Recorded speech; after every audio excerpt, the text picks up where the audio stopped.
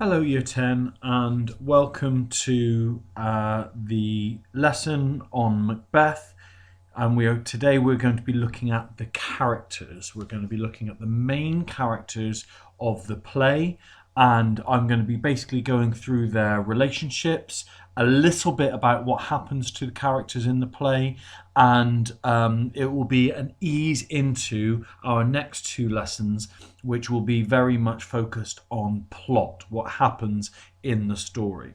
And I'll be going into a little bit of detail about the plots.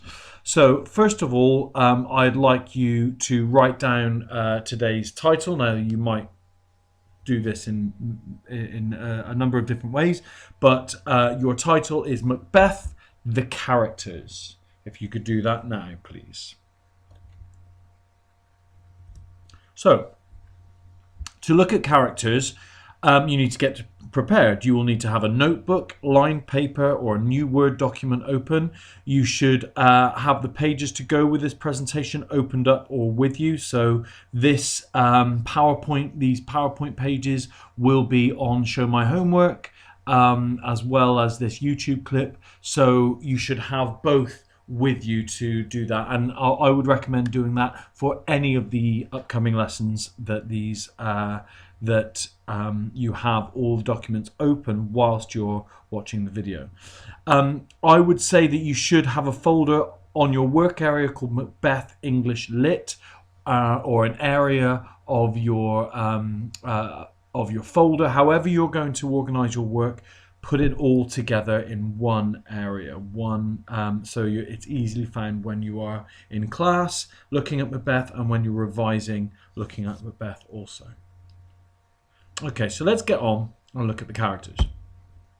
This is an outline of all of the different characters and their relationships. So we're going to be looking at their relationships first of all. Okay, so we're going to start in the middle here with Macbeth. Clearly, it's the main character. Okay, it's the title of the play, Macbeth, and we can see that from this center of this table, that Macbeth is a great warrior, and he becomes later King of Scotland. Okay, the next person we're going to look at is Lady Macbeth. Okay, Macbeth's wife and co-conspirator. She's the person that conspired to murder the King Duncan, and you can see in this relationship arrow she encourages in murdering of Duncan. Okay, she has a doctor.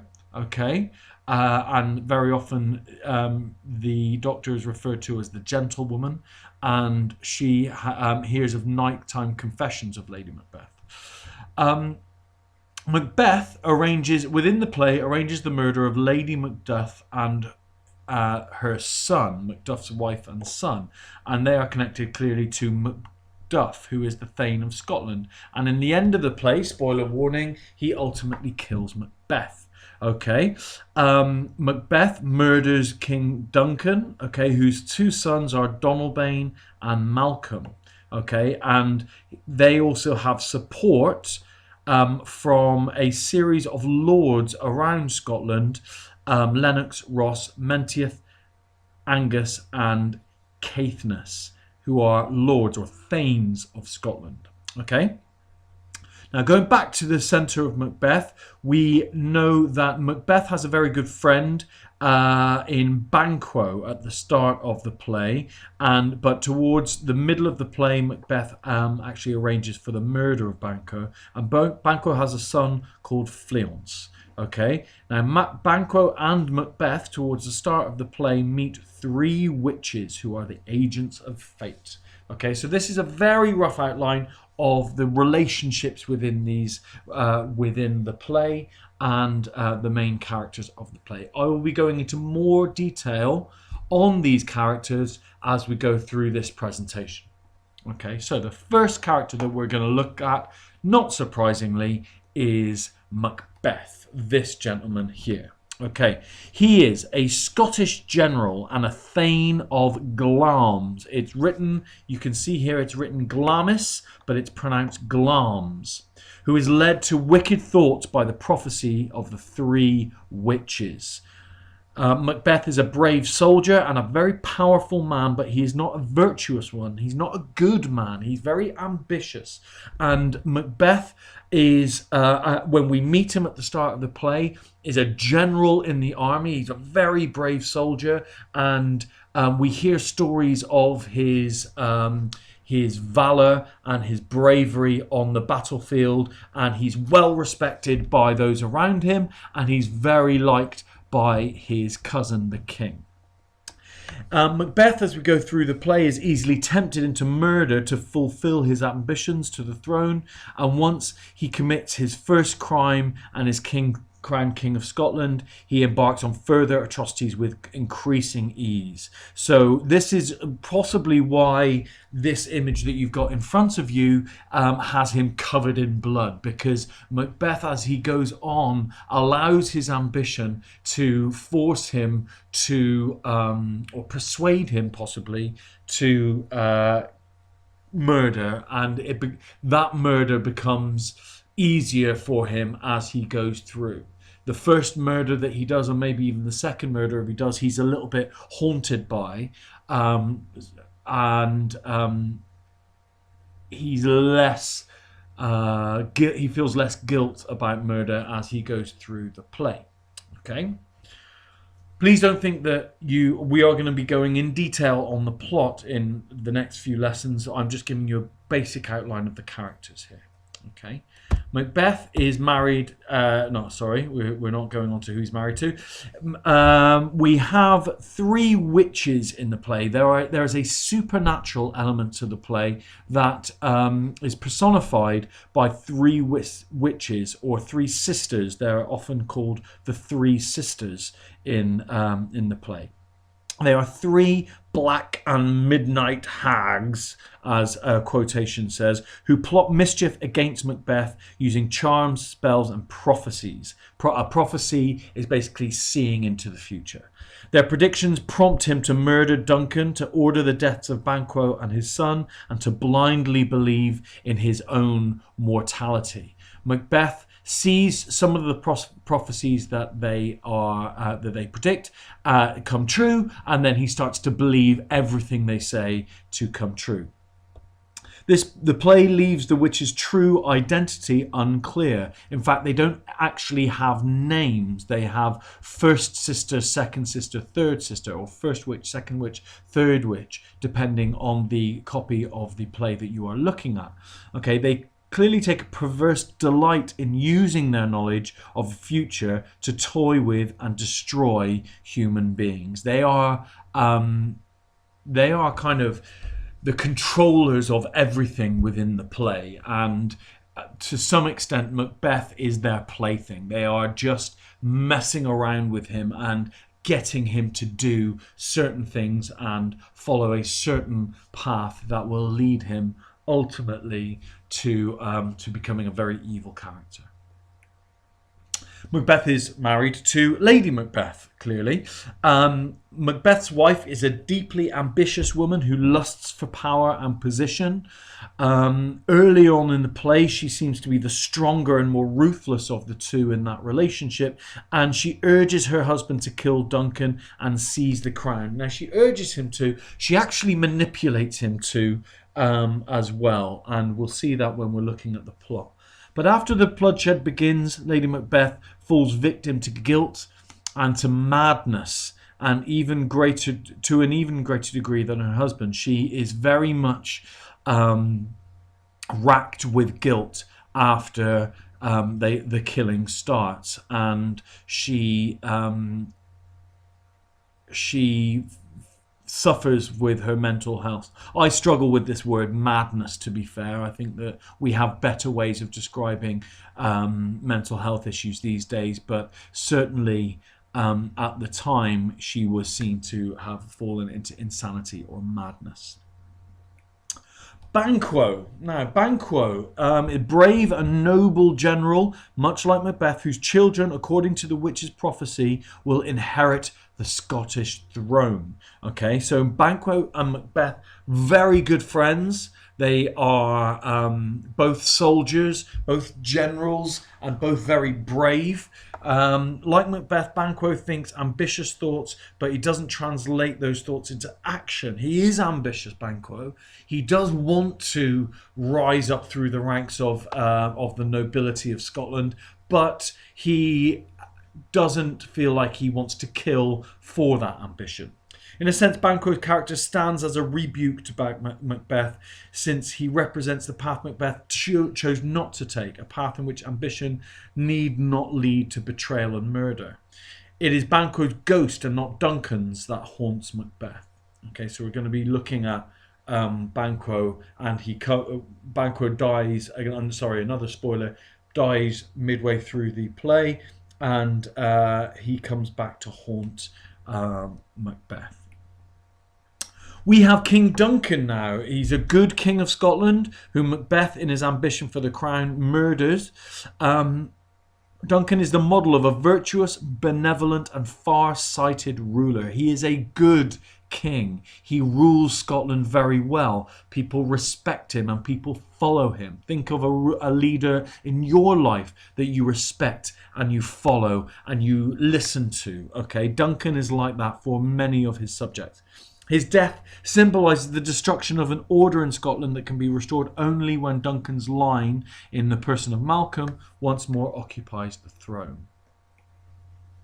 Then you have Macduff. Okay, he's a nobleman, another soldier, hostile to Macbeth's kingship from the start. So he questions Macbeth's kingship. He questions whether Macbeth should be the king. He eventually becomes leader of the crusade to unseat Macbeth. So he leads the charge, if you will, against Macbeth as Macbeth becomes king and starts killing. The Crusade's mission is to place the rightful King Malcolm on the throne, but Macduff also desires vengeance, and he wants vengeance for Macbeth's murder of Macduff's wife and young son. We have Malcolm, who is the son of Duncan and whose restoration to the throne signals Scotland's return to order following Macbeth's reign of terror, and that's right at the end of the play. Malcolm becomes a serious challenge to Macbeth with Macduff's aid and with the support of England. Prior to this, he appears weak and uncertain of his own power, as when he and Donalbain flee Scotland after their father's murder. Quite a small role, Fleance, within the play. He doesn't say a lot, he doesn't do a lot, but his presence is there because this is Banquo's son. And one of the prophecies of the witches is that Banquo's sons will eventually become kings. So Banquo's son, who survives the Macbeth's attempt to murder him, at the end of the play, Fleance's whereabouts are unknown. Presumably, he may come to rule Scotland, fulfilling the witch's prophecy that Banquo's sons will sit on the Scottish throne.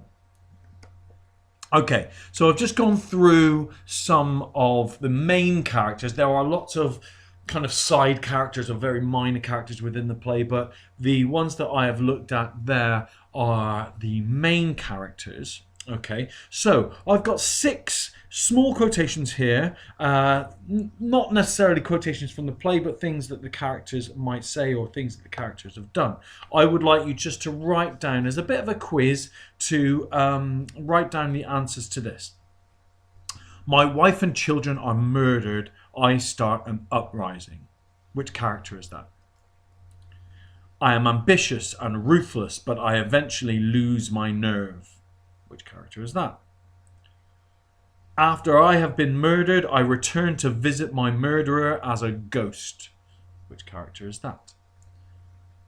I begin the play as the Thane of Glamis. Which character is that? I am virtuous and benevolent, a fair ruler. Which character is that? And the final one, and this is a direct quote from the play. Fair is foul and foul is fair, hover through the fog in filthy air. Which character or characters might say that? Okay. So, you should have answers to all those 6 now. We'll move on. Okay, so my wife and children are murdered. I start an uprising. That is Macduff. Macduff is the person whose wife and children are murdered. I am ambitious and ruthless, but I eventually lose my nerve. That is Lady Macbeth. After I've been murdered, I return to visit my murderer as a ghost. That is Banquo. Number 4, I begin the play as the Thane of Glamis. That is Macbeth. I am a virtuous and benevolent, a fair ruler. That is King Duncan. And finally, fair and foul is fair, hover through the fog and filthy air. That is the 3 witches, or the 3 sisters. So how many of those did you get right? Well done if you got 5 or more right. Okay, if you struggled with that, I would recommend go back to the start of the video, watch my descriptions of each character again, and then try the quiz one more time. Okay, last thing I would like you to do in this lesson is I would like you to choose who you think are the 3 main characters. In fact, no, don't. These are the 3 main characters that I would like you to look at. Macbeth, Lady Macbeth, and the 3 witches. Look at the these 3 main characters. Which one do you think is the most interesting? Why do you think so? I would like you to write down your answers to this. What type of person are they, and how do we know? Okay, answer those questions. And can you compare each of them to a real-life person or modern-day character and give reasons why they are similar? So, for example, if I was to choose King Duncan in this last one, I might compare him to Gareth Southgate. He is a good leader. He is well respected by the people that he leads. Everybody looks up to him. There are some people maybe who want his job, but he's doing it so well. All those kinds of things. Gareth Southgate, for those of you that don't know, is the England football manager who has done very well in his time in that role. So, I would like you now to look at either Macbeth, Lady Macbeth, or the 3 witches. I would like you to answer these questions. Which is the most interesting? Why do you think so? What type of person are they? How do we know? Can you compare each of them to a real life person or modern day character and give reasons why they are similar? Okay. I will leave you there. I'll finish the lesson there. And I hope you all are well. And on our next lesson, we will be looking at the plot of the first half of the play. So I'll be going into more detail on the plot of the play. Okay? Thank you very much.